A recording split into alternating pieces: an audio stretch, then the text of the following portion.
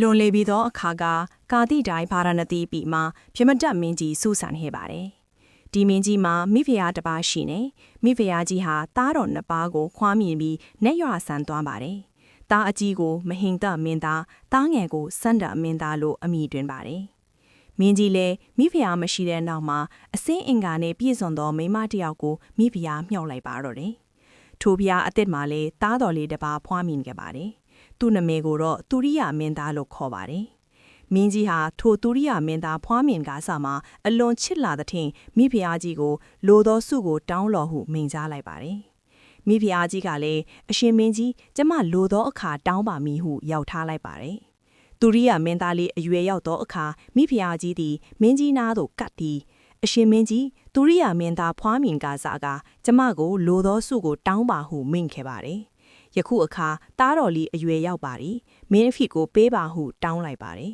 ။မင်းကြီးကလည်းမိဖုရားသူရိယရဲ့အထက်မှာငါသားတော်ကြီးနှစ်ပါးရှိသေးတယ်။သားတော်ကြီးများကိုပယ်ပြီးသားငယ်အားမင်းအဖေကိုငါမပေးနိုင်ဟုငင်းပယ်လိုက်ပါတယ်။မိဖုရားကြီးကအဖန်ဖန်တောင်းသောအခါမင်းကြီးကဒီလိုတွေးမိလိုက်ပါတယ်။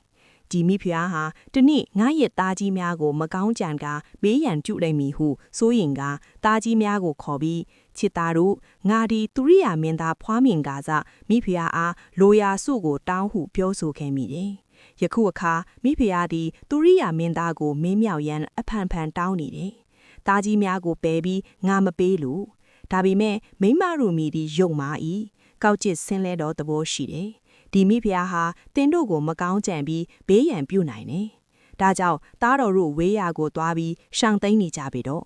ငါနဲ့ရွာဆန်တော်အခါမှပြန်လာပြီးမင်းပြူကြလောလို့မှာကြားကဝမ်းနှဲစွာချင်းတာကြီးနှစ်ယောက်တို့ကိုတောသူစီလွတ်လိုက်ပါတယ်။တာကြီးနှစ်ယောက်တို့လည်းဖခင်မင်းကြီးဤစကားကိုနားထောင်ကအဖကိုရှ िख ိုးခန့်တော်ပြီးနန်းတော်မှထွက်ကရန်ဆင်းလာခဲ့ကြပါတယ်။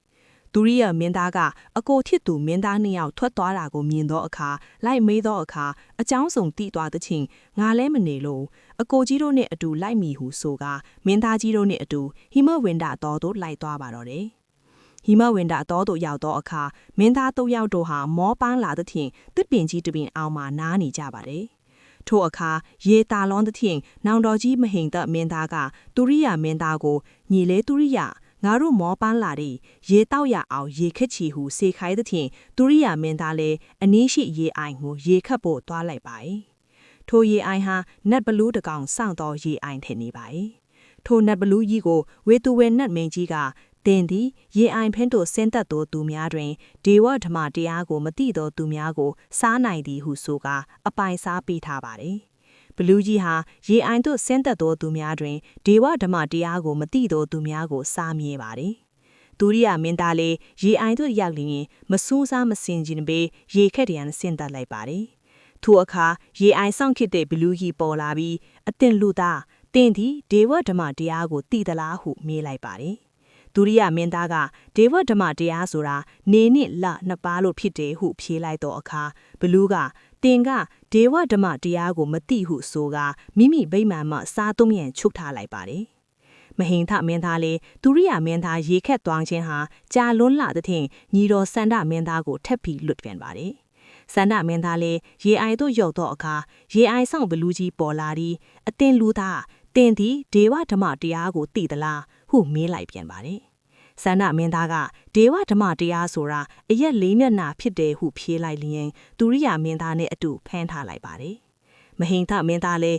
ညီတော်နှစ်ယောက်ပြန်မလာသဖြင့်အန်ဒီရတခုခုဖြစ်နေပြီဟုသိကရေအိုင်သို့လိုက်သွားပြန်ပါတယ်။ရေအိုင်သို့ရောက်သောအခါမဟိန်ထမင်းသားလည်းဒီရေအိုင်မှာဆင်းသောခြေရာကိုသာတွေ့ပြန်သက်လာသောခြေရာကိုကမတွေ့ဒီရေအိုင်ဟာနတ်ဘလူးဆောင်သောရေအိုင်ဖြစ်မည်ဟုတတ်အပ်သိလိုက်ပါတယ်။ဒါကြောင့်သူဟာတန်လျက်ကိုလွယ်ပြီးလေးကိုကင်ကရေကန်ဘေးတွင်ရပ်နေလိုက်ပါတယ်။နတ်ဘလူးကြီးလည်းမဟိန်တမင်းသားရေကန်သို့မစင်းသက်တော့ကိုမြင်လျင်တောသွားယောက်ျားရန်ဖန်ဆင်းတာအော်ငါတို့ဒီရေအိုင်ကကြီးလင်းလာပါတယ်။ရေကိုတောက်ချိုးလျက်ကြားပန်းကိုပန်ဆင်ပြီးကြားရိုးကြားနွယ်တို့ကိုအဘယ်ကြောင့်မစားသနည်းဟုပြောလိုက်ပါတယ်။မဟိန်တမင်းသားလည်းဒီယောက်ျားဟာဒီတောကြီးထဲမှာတယောက်တည်းသွားလာနေတာကြောင့်လူသားမထင်နိုင်နတ်ဘလူးဖြစ်ရမည်ဟုတွေးကတင်ဒီငါညီတော်နှစ်ယောက်ကိုဖမ်းထားတယ်မဟုတ်လားဟုမေးလိုက်ပါတယ်။နတ်ဘလူးကငါဖမ်းထားတယ်လို့ပြန်ချေပါတယ်။ မင်းသားကအဘဲကြောင့်ဖမ်းထားသည်နည်းဟုမေးတော့အခါနတ်ဘလူးကရေအိုင်သို့ဆင်းသောကြောင့်ငါစားရန်ဖမ်းထားတယ်လို့ပြန်ဖြေပါတယ်မင်းသားကရေအိုင်သို့ဆင်းသောသူအားလုံးကိုတင်ဖမ်းစားခွင့်ရှိသလားဟုမေးပြန်ပါတယ်နတ်ဘလူးကအားလုံးကိုတော့ဖမ်းစားခွင့်မရှိဒေဝဓမ္မတရားကိုမသိသောသူများကိုသာငါဖမ်းစားနိုင်တယ်လို့ပြောပါတယ်ထိုအခါမင်းသားကတင်သည်ဒေဝဓမ္မတရားကိုအလိုရှိသလားလို့မေးလိုက်ပြန်ပါတယ်နတ်ဘလူးကငါအလိုရှိတယ်လို့ဖြေပါတယ်မင်းသားကငါသည်ဒေဝဓမ္မတရားကိုတင်အားဟောပြောမည်ဟုပြောလိုက်ပါတယ်နတ်ဘလူးကကောင်းပြီဟောပြောလောဟုဆိုပါတယ်မင်းသားကငါသည်ညင်နွမ်းသောကိုဖြင့်မဟောလို့ရေချိုးတန်းရှင်သောအခါမှဟောပြောမည်ဟုဆိုကနတ်ဘလူးကိုစိန်ခေါ်လိုက်ပါတယ်နတ်ဘလူးလည်းမင်းသားကိုရေအိုင်းသို့ဆင်းသက်ကရေချိုးတန့်ရှင်စေပြီးနန္တာရေတို့ကိုလိန်ကြံစေကဟောစေပါတယ်။မဟိန္ဒမင်းသားကအော်ရေကန်ဆောင်ဘလူးအကုသူဒုစရိုက်ကိုဖြုတ်ရမည်ကိုရှက်ချင်းအကုသူဒုစရိုက်ကိုဖြုတ်ရမည်ကိုကြောက်ချင်းတရားသူဟုဒေဝဓမ္မတရားချစ်တယ်ဟုဟောပြောလိုက်ပါတယ်။ထိုအခါရေကန်ဆောင်ဘလူးကြီးလည်းဒေဝဓမ္မတရားကိုကြားနာရသောအခါနှစ်တက်မိသဖြင့်မဟိန္ဒမင်းသားအားအသင်လူသားအသင်ကိုနှစ်တက်သဖြင့်ညီတယောက်ကိုပြန်ပေးပါမည်အဘဲညီကိုခေါ်ဆောင်ခဲ့ရမည်ဟုမေးလိုက်ပါတယ်ထိုအခါမင်းသားကအငယ်ဆုံးသောညီကိုသာခေါ်ဆောင်ခဲ့ပါလို့ပြောလိုက်ပါတယ်ထိုအခါနတ်ဘလူးကအသင်ပညာရှိအသင်ကစင်စစ်ဒေဝဓမ္မတရားကိုသိထူးမှန်ပါတယ်သို့တော်လည်းအဘဲကြောင့်ညီငယ်ကိုတောင်းဆိုရသည်နည်းဟုအကြီးကိုချီးမြှောက်သင့်မဟုတ်သည်နည်းဆိုကကဲ့ရဲ့လိုက်ပါတယ်